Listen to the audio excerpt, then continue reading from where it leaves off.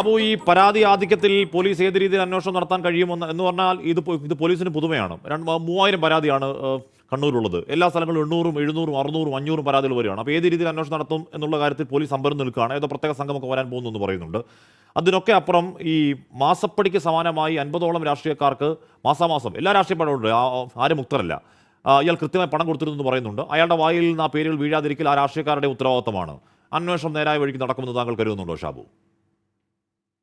ഇല്ല, അത് വരട്ടെ. അത് തീർച്ചയായിട്ടും അന്വേഷണം നടക്കണം. അത് പുറത്തു വരിക തന്നെ വേണം. ഇതിപ്പം ഇതെന്താ സംഭവിച്ചതെന്ന് പറഞ്ഞു കഴിഞ്ഞാൽ ഹാഷ്മി, ഈ ഷേക്സ്പിയറിൻ്റെ മക്ബത്തിലൊരു വലിയ വാചകമുണ്ട്, വളരെ ദാർശനികമായ വാചകം. Instruments of darkness tell us truths, win us with honest rifles and betrays in deepest consequences എന്ന് പറഞ്ഞ്. അതായത് ഈ ഇരുട്ടിൻ്റെ ശക്തികൾ നമ്മളോട് ചെറിയ ചെറിയ ചെറിയ കാര്യങ്ങൾ പറഞ്ഞ് വിശ്വാസത്തിലെടുത്ത് ഭീകരമായി വഞ്ചിക്കും എന്നുള്ളതാണ്. ഇത് എക്കാലത്തെയും നടക്കുന്നതാണ്. ഇപ്പോൾ ഹാഷ്മി ചോദിച്ചു, ഒരു 26-കാരനെ കൊണ്ട് ഇതൊക്കെ നടക്കുമോ എന്ന് ചോദിച്ചാൽ നടക്കും എന്ന് തന്നെയാണ് അതിൻ്റെ അർത്ഥം. എന്നെ കൊണ്ടോ നിങ്ങളെ കൊണ്ടോ സാധിക്കുന്നില്ല എന്നുള്ളത് കൊണ്ട് ആരെ കൊണ്ട് സാധിക്കുന്നില്ല എന്നൊന്നും പറയരുത്. അങ്ങനെ ചില പ്രത്യേക വ്യക്തികൾക്ക് അത് ഈ രീതിയിൽ മനുഷ്യനെ വഞ്ചിക്കാൻ കഴിയും. ഇന്നലെ വരെ പറഞ്ഞത് മാറ്റി ഇന്നലെ വരെയുള്ള സുഹൃത്തുക്കൾ ഇന്ന് ശത്രുക്കളാകാൻ കഴിയും.